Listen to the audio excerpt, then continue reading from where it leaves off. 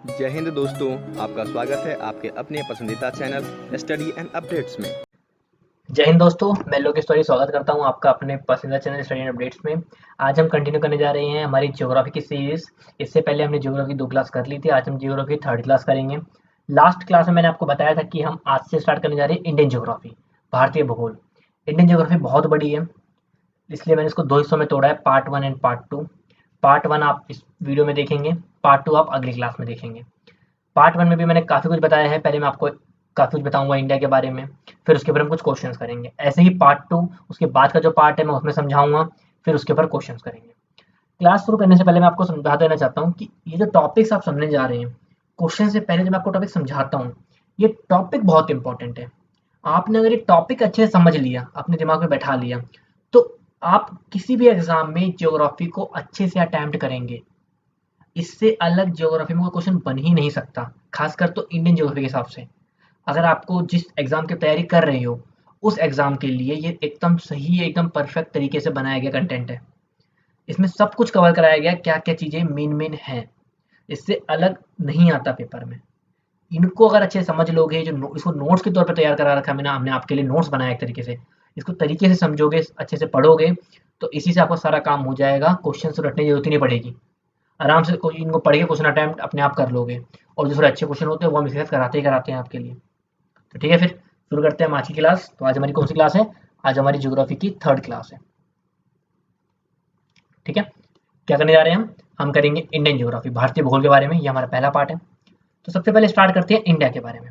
चलिए, India India is the 7th largest country in the world area of 3,287,263 square kilometre, which is 2.42% of world's area. Bharat का क्षेत्रफल कितना है? 3,287,263 वर्ग kilometre क्षेत्रफल है। 7वां सबसे बड़ा देश है। इंडिया से बड़े 6 देश हैं, 6 क्षेत्रफल की दृष्टि से। ठीक, अगला बढ़ते हैं, आगे बढ़ते हैं। तब फिर आता है हमारा, India is the second most populous country in the world with a population of 1.39 billion. Second most populous, पहली कौन सी है? चाइना। भारत की आबादी कितनी है? 1.3 अरब आबादी है भारत की, और दूसरे नंबर पे है भारत पूरे वर्ल्ड में, पहले नंबर पे चाइना है। आगे बढ़ते हैं। इंडियन सब continent is located in northern and eastern hemisphere. भारतीय उपमहाद्वीप उत्तरी और पूर्वी गोलार्ध में स्थित है। अगर मैं ग्लोब के पक्ष में बताऊं आपको, वर्ल्ड की उसमें दिखाऊं, तो नॉर्दर्न और ईस्टर्न हेमिस्फेयर में आती है। India shares longest boundary with Bangladesh, कितनी ज़्यादा? 4053 किलोमीटर। उसके बाद चाइना सेकंड नंबर पे 3380 किलोमीटर, पाकिस्तान 2912 किलोमीटर, नेपाल के साथ 1690 किलोमीटर, म्यांमार के साथ 1463 किलोमीटर, भूटान के साथ 605 किलोमीटर, और अफगानिस्तान के साथ 88 किलोमीटर।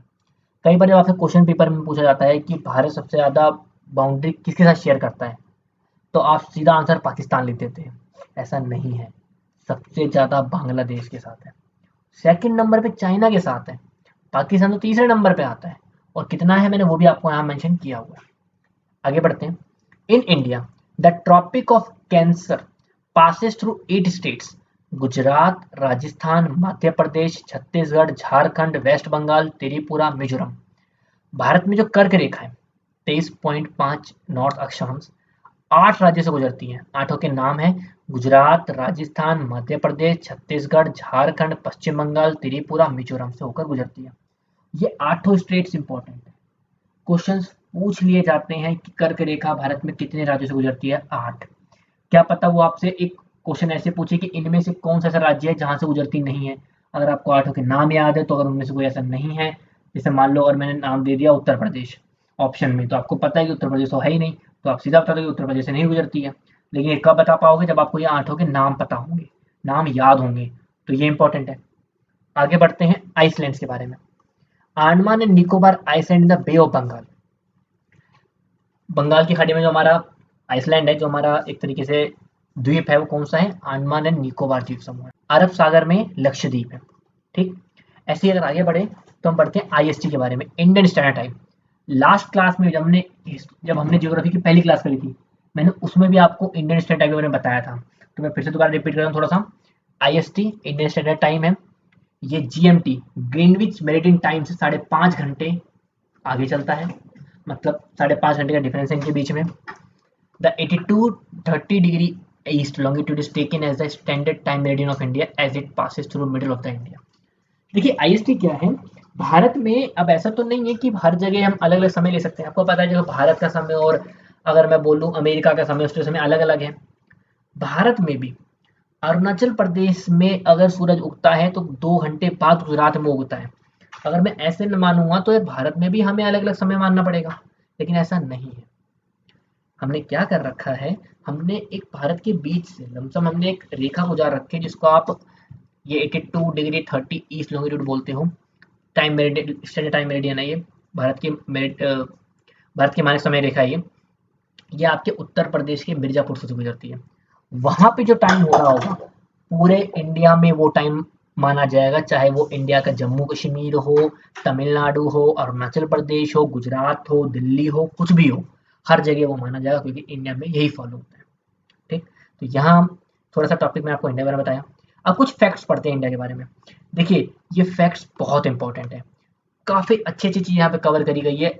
आप चाहें तो नोट्स के तौर पे इसको तैयार अलग से भी कर सकते हैं, या आप ज़्यादा ना करना चाहें तो इसकी पीडीएफ भी आपको उपलब्ध हो जाएगी। आप दिए गए डिस्क्रिप्शन में लिंक पे वहाँ कॉन्टेक्ट करेंगे, आपको ये भी मिल जाएगा। देखिए स्टार्ट। पहला है लैटिट्यूडनल एक्सटेंट, अक्षांशीय विस्तार। कहाँ से कहाँ तक? 8 डिग्री 4 नॉर्थ से 37 डिग्री 6 नॉर्थ तक, ये हमारा लैटिट्यूडनल एक्सटेंट है। देखिए लैटिट्यूडनल एक्सटेंट होता क्या है, इसको समझिए। देखिए मैं समझाता हूँ आपको। ये आपका हो गया ग्लोब, ठीक। ये हुआ आपका इक्वेटर, जहां आपका एकदम जीरो पे होता है। इक्वेटर के ऊपर ये आपका होता है ट्रॉपिक ऑफ कैंसर, और ये होता है ट्रॉपिक ऑफ कैप्रिकॉर्न, ठीक। ये इक्वेटर है जीरो। इंडिया कहाँ पे लाई करता है? इंडिया का आधा हिस्सा इसके ऊपर, मतलब इंडिया लमसम लमसम कहीं ऐसे लाई करता है, आधा हिस्से ऊपर आधा हिस्से नीचे। तो ये लैटिट्यूड का मतलब क्या होता है? लैटिट्यूड मतलब है कि यहाँ से देखिए, ये जो मैं आपको लाइन दिखा रहा हूँ, ये वाले पार्ट की मैं बात कर रहा हूँ, यहाँ से यहाँ के पार्ट को आप बोलेंगे लैटिट्यूड। मतलब यहाँ से लेकर यहाँ तक बोला जाए तो 8 डिग्री 4 ये होगा और 37 डिग्री 6 ये होगा, ऐसे ही आपका लैटिट्यूड है, ये लैटिट्यूड होता है, ठीक। बात करी जाए लॉन्गिट्यूडनल, अगला आया हमारा लॉन्गिट्यूडनल। तो लॉन्गिट्यूडनल कौन सा होता है? लॉन्गिट्यूडनल होता है ये वाला। लॉन्गिट्यूडनल आपका होता है ये चीज, ये चीज देखेंगे तो मतलब जो आपकी ये वर्टिकल लाइंस होती है इसको बोलते हैं लॉन्गिट्यूडनल एक्सेंट। तो कितनी होती है लॉन्गिट्यूडनल एक्सेंट? ये आपकी 68 डिग्री 7 ईस्ट से 97 डिग्री 25 ईस्ट तक, ठीक है। आगे बढ़ते हैं। नॉर्थ साउथ एक्सटेंट, उत्तर से दक्षिण का विस्तार। अगर उत्तर मतलब मैं कश्मीर से कन्याकुमारी देखूंगा तो कितना है, वो है 3214 किलोमीटर का। ईस्ट वेस्ट एक्सटेंट, पूरब से पश्चिम विस्तार देखूंगा, वो है 2933 किलोमीटर, मतलब ईस्ट मतलब अरुणाचल प्रदेश से गुजरात तक का। लैंड फ्रंटियर्स, 15,200 किलोमीटर की लैंड है हमारे पास, फ्रंटियर्स की और बात की जाए। नंबर ऑफ स्टेट्स, भारत में राज्य की संख्या कितनी है? 28। अभी भी बहुतों को कंफ्यूजन है, बहुतों की गलती है कि भारत के अभी 29 राज्य हैं। भारत के 29 नहीं 28 राज्य हैं। 29वां राज्य है जो जम्मू एंड कश्मीर था, वो कट के वो 2 केंद्र शासित प्रदेशों में कन्वर्ट हो गया। तो अब भारत के 28 राज्य हैं और भारत के केंद्र शासित प्रदेश कितने हैं? वो है 8। फिर कंफ्यूजन, आप बोलोगे सर ये तो 7 थे पहले। 7 थे, फिर क्या हुआ, जैसे जम्मू एंड कश्मीर कटा तो वो जुड़ के 9 हो गए। Jammu and Kashmir Ladakh 2 union territory बनी थी, तो 7 और 2 हो गए 9। फिर आपकी 26 जनवरी 2020 को आपकी दादर एंड नागर हवेली और दमन एंड दीव 2 अलग अलग केंद्र प्रदेश थे, दोनों को जोड़ के एक बना दिया गया, तो इससे आपके 8 यूनियन टेरिटरीज हैं। बहुत इंपॉर्टेंट है। लॉन्गेस्ट कोस्ट लाइन, सबसे लंबी तटरेखा किसकी है? गुजरात की है। एक्टिव वॉल्केनो, बैरन आइसलैंड, कहाँ का? अंडमान निकोबार में, हमारे इंडिया का एक ही है वो भी अंडमान निकोबार में है।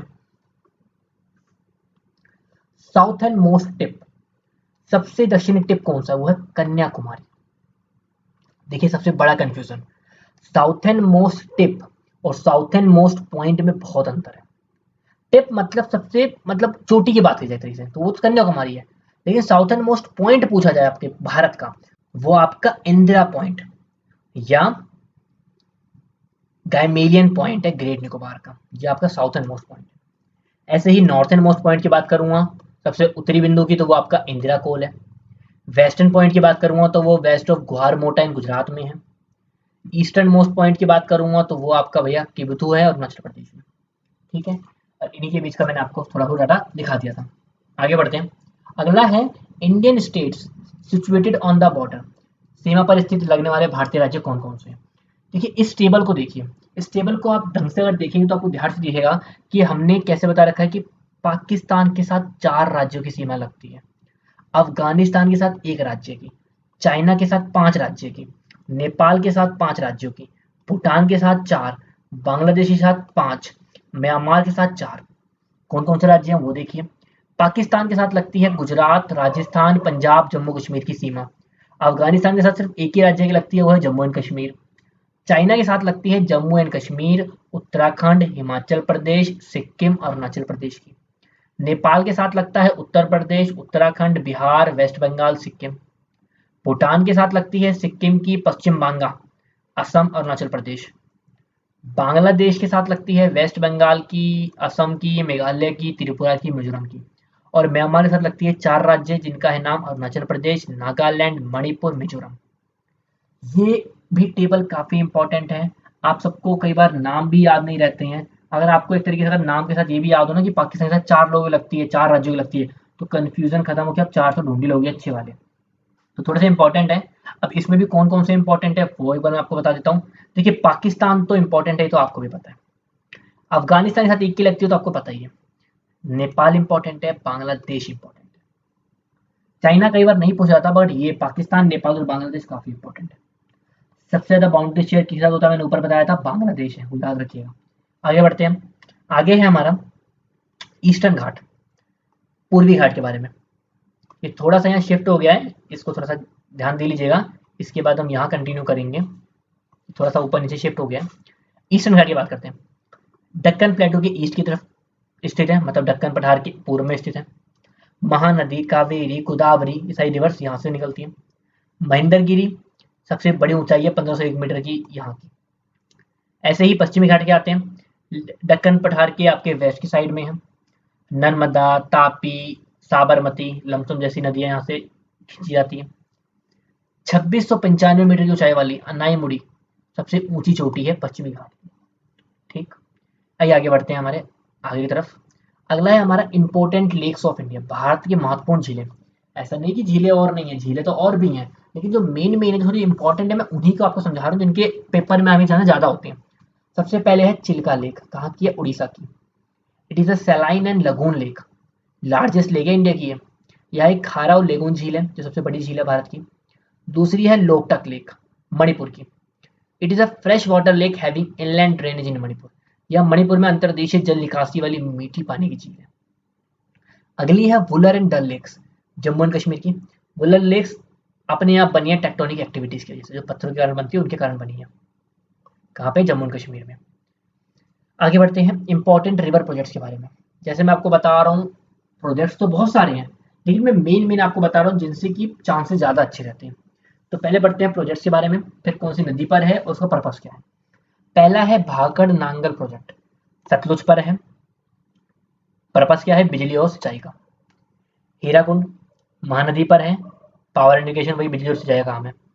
नागार्जुन सागर प्रोजेक्ट कृष्णा नदी पर है, टॉपिक पावर एंड इरिगेशन। ऐसे ही कोसी प्रोजेक्ट कोसी नदी पर, क्या पर्पस है, flood control, power and irrigation, मतलब बाढ़ को नियंत्रण करना और बिजली सिंचाई के लिए।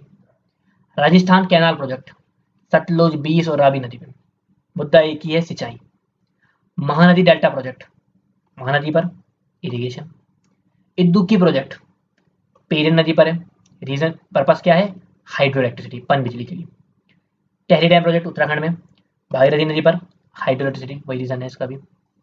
आगे बढ़ते हैं, हमारा अगला है फॉरेस्ट के बारे में पढ़ते हैं कुछ इंडिया में। तो भारत के वन के बारे में पढ़ रहे हैं। सबसे पहला आता है ट्रॉपिकल एवरग्रीन फॉरेस्ट, उष्णकटिबंधीय सदाबहार वन। ज़्यादातर वेस्टर्न घाट की तरफ पाए जाते हैं। बारिश 200 सेंटीमीटर ज़्यादा होती है यहाँ पे। ह्यूमिडिटी 70% ज़्यादा रहती है। सापेक्षिक आर्द्रता, टेम्परेचर रेंज कितनी है इसकी, 22 से 27 डिग्री सेल्सियस यहाँ पे तापमान सीमा है। हॉट एंड ह्यूमिड क्लाइमेट रहता है। महागोनी, बैम्बू एक्सेट्रा यहाँ पे उगते हैं। ट्रॉपिकल एवरग्रीन फॉरेस्ट वो फॉरेस्ट होता है जहाँ पे हमेशा ही हरी भरी रहती है, एक बार में कभी भी यहाँ के सारे पत्ते झड़ते नहीं है। भारत के साउथ की तरफ आपको ज़्यादा मिलेगा। ट्रॉपिकल मॉइस्ट डेसिडुअस फॉरेस्ट, उष्णकटिबंधीय नम पर्णपाती वन, eastern part of Western Ghat में पाए जाते हैं। Middle and lower Ganga valley इसमें कवर करता है। भारत के 20% जंगल lump sum tropical moist deciduous forest के हैं, उष्णकटिबंधीय नम पर्णपाती वन के हैं। बारिश 100 से 100 सेंटीमीटर तक की होती है। टेम्परेचर नॉर्मल रहता है। साल, अर्जुन, मलबरी, मैंगो, बैनियन ये सारे यहाँ पे उगते हैं। अगला है हमारा ट्रॉपिकल ड्राई डेसिडुअस फॉरेस्ट, उष्णकटिबंधीय शुष्क पर्णपाती वन। महाराष्ट्र के, आंध्र प्रदेश और पंजाब के कई, हरियाणा के काफ़ी हिस्सों में, उत्तर प्रदेश के काफ़ी हिस्सों में ये वाले फॉरेस्ट पाए जाते हैं। बारिश 50 से 100 सेंटीमीटर की होती है। ह्यूमिडिटी कम रहती है, नॉर्मल से रहती है। बैम्बू, मैंगो, नीम एक्सेट्रा यहाँ पे ग्रो होती है। अगला है जो चौथा हमारा लास्ट है, वो है हमारा ड्राई फॉरेस्ट और एरिड फॉरेस्ट। राजस्थान, हरियाणा, पंजाब या पेनिनसुला के कुछ रेंज शेडर वहाँ पाए जाते हैं। बारिश बहुत कम, 50 सेंटीमीटर से भी कम होती है। ह्यूमिडिटी भी बहुत कम रहती है। कैक्टस, थॉर्नी बुशेस, कांटेदार वाले बबूल यहाँ पे उगते हैं। ठीक है, ये चारों हमारे फॉरेस्ट टाइप्स थे इंडिया में। अब बढ़ते हैं chief crops and producing state. मुख्य फसलें क्या क्या हैं और उनका उत्पादक राज्य कौन कौन से हैं। मुख्य फसलें और भी बहुत सारी हैं, बट मैं मुख्य ही कवर कर रहा हूँ ताकि जो इंपॉर्टेंट रहे। पहली है गेहूं, व्हीट, काफी इंपॉर्टेंट है। कहाँ कहाँ उगती है सबसे ज्यादा? उत्तर प्रदेश में, पंजाब में, हरियाणा में। राइस, चावल, वेस्ट बंगाल में, तमिलनाडु में। ग्राम, मध्य प्रदेश में, तमिलनाडु में। ऐसा नहीं कि और राज्यों में नहीं उगती है, मगर अगर मैं ज़्यादा उत्पादक राज्य जो ज़्यादा मात्रा में उत्पादक करते हैं वो ये है। बर्ली, जौ की बात करी जाए, महाराष्ट्र, उत्तर प्रदेश, राजस्थान में। बाजरा, मोटाना जिसको बोलते हो आप, महाराष्ट्र, गुजरात, राजस्थान में। शुगर केन, गन्ने की बात करी जाए, सबसे ज़्यादा प्रोड्यूसर कौन है गन्ने का भारत में? उत्तर प्रदेश, महाराष्ट्र भी है। कोकोनट, नारियल की बात करी जाए तो केरला, तमिलनाडु में। ग्राउंडनट, मूंगफली की, तो आंध्र प्रदेश, गुजरात, तमिलनाडु में। मस्टर्ड, सरसों की बात करी जाए तो राजस्थान, उत्तर प्रदेश में। अब आ जाओ थोड़ा सा, अगर मैं कॉटन पे आ जाऊँ तो कॉटन, कपास, महाराष्ट्र, गुजरात में। जूट की बात करी जाए तो वेस्ट बंगाल, बिहार में। सिल्क, रेशम, कर्नाटका, केरला में। ऐसे ही कॉफ़ी की बात करी जाए तो कॉफ़ी कर्नाटका और केरला में। रबड़, केरला, कर्नाटका में। चाय की बात करी जाए तो केरला, असम, असम में चाय के बागान आपने सुने ही हैं। पेपर, मिर्च, मसालों की बात कर रहा हूँ मैं, तो केरला, कर्नाटका, तमिलनाडु। कैश्यू नट्स, काजू की बात करी जाए तो केरला, तमिलनाडु, आंध्र प्रदेश। ये कुछ मुख्य फसलें थी और मुख्य उनके उत्पादक राज्य हैं। जैसे मैंने आपको पहले भी बताया था कि ये टॉपिक ही बहुत इंपॉर्टेंट है, इनके कंटेंट की ही बहुत ज़्यादा वैल्यू, आप इन्हीं को अच्छे से समझ लीजिए, तब क्वेश्चन की तरफ आएंगे तो आप अच्छे से कर लेंगे। यहाँ पे भी ये पूरा नहीं होता है, इसके बाद भी काफ़ी टॉपिक्स हैं, जैसे कि मिनरल्स के बारे में, नेशनल पार्क, बायोस्फीयर रिजर्व, इन चीज़ों के बारे में पढ़ना है तो वो हम अगले पार्ट में कंटिन्यू करेंगे। तो हम इसके ऊपर कुछ क्वेश्चन कंटिन्यू करते हैं। तो हमारा पहला क्वेश्चन है, the eastern most peak of the Himalaya is, Himalaya का सबसे पूर्वी शिखर कौन सा है? वो है आपका नमचा बारवा। कहाँ से है ये ब्रह्मपुत्र रिवर से एंटर करता है इंडिया में। ये तो ईस्टर्न मोस्ट पीक है। अगर मैं आपसे पूछूं वेस्टर्न मोस्ट पीक कौन सी है, तो वो नांगा पर्वत है, वेस्टर्न मोस्ट पीक। और ईस्टर्न की बात करें तो वो नामचा पर्वत। इसका आंसर क्या होगा? ए, नामचा पर्वत इसका आंसर हो गया। आइए बढ़ते हैं सेकंड क्वेश्चन की तरफ, जो कि है हमारा डेंसिटी ऑफ पॉपुलेशन सोर्स, जनसंख्या का घनत्व क्या दिखाता है, क्या दर्शाता है? ये दिखाता है मानव भूमि अनुपात, कितने लोग कितनी जमीन पर रहते हैं, मतलब कितना अनुपात है उनका। तो इसका आंसर क्या है आपका? बी, मैन लैंड रेशियो इसका आंसर हो गया। आइए बढ़ते हैं अगले क्वेश्चन तरफ, जो कि है हमारा the highly populated city of in India is, Bharat में अत्यधिक आबादी वाला शहर कौन सा है? चलिए इसका आंसर आप पहले खुद सोचिए, मुझे खुद सोचिए, बताइए क्या आंसर हो सकता है इसका। क्या मुंबई है, कोलकाता, चेन्नई या दिल्ली, इनमें से कौन सा है? सोचिए जरा, थोड़ा बताइए, खुद सोचिए।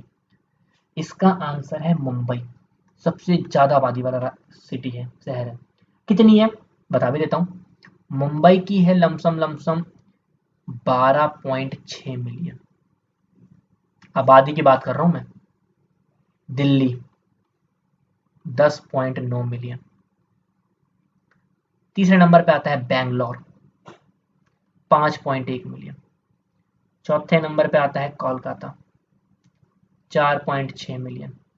पांचवें पे है चेन्नई 4.3 मिलियन। सबसे ज़्यादा देखिए मुंबई 12.6, दिल्ली 10.9, आंसर क्या है? ए, मुंबई सबसे ज्यादा पॉपुलेटेड सिटी है। सिटी की बात थी, अगर पूछा जाए सबसे पॉपुलेटेड स्टेट कौन सा है, तो इसका आंसर क्या होगा?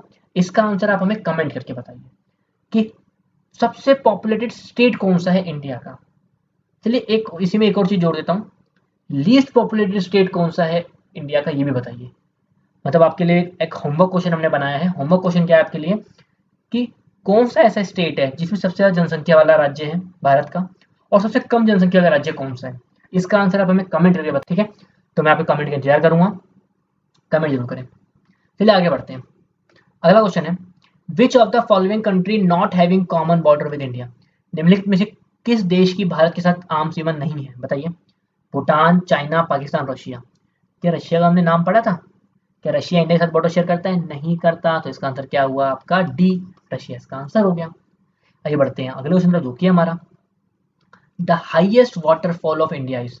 भारत का सबसे ऊंचा जलप्रपात कहाँ पे है या कौन सा है? तो वो है आपका जॉग फॉल्स।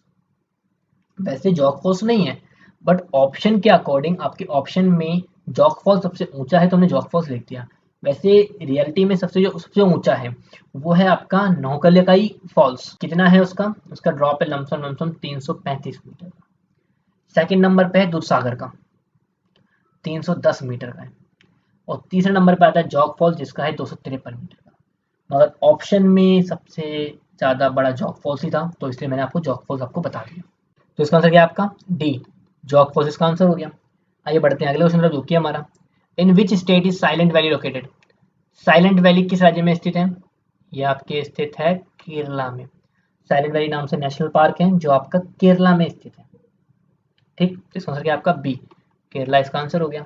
आइए बढ़ते हैं अगले क्वेश्चन जो कि हमारा, which one of the following rivers flows from Vindhya Satpura regions. Vindhya Satpura श्रेणियों के बीच निम्न में से कौन सी नदी बहती है? ये आपकी बहती है नर्मदा नदी। कहाँ से स्टार्ट होती है? एमपी के ईस्टर्न पार्ट से स्टार्ट होती है और वेस्ट से होते हुए गुजरती है। इसका आंसर क्या आपका? डी, नर्मदा इसका आंसर हो गया। आइए बढ़ते हैं अगले क्वेश्चन का जो कि हमारा, which of the following is refers to as a young fold mountains. निम्नलिखित में से कौन सा यंग फोल्ड पर्वत कहा जाता है? किसे कहा जाता है? वो कहा जाता है हिमालयस को। रीजन क्या है? क्योंकि एक तरीके से कुछ ही मिलियंस ईयर्स अगो ये पहले बने हैं। फोल्ड माउंटेन्स जो होते हैं ये दो या दो से ज्यादा अर्थ की टेक्टोनिक प्लेट्स अगर आपस में पुश होती है या मिलती हैं तो उनसे मिलते हैं, इसलिए इसको यंग फोल्ड माउंटेन्स हम हिमालयस को बोलते हैं। इसका आंसर क्या आपका? ए, हिमालयस का आंसर है। आइए बढ़ते हैं अगले क्वेश्चन जो कि हमारा, Nashik is situated on the bank of the river.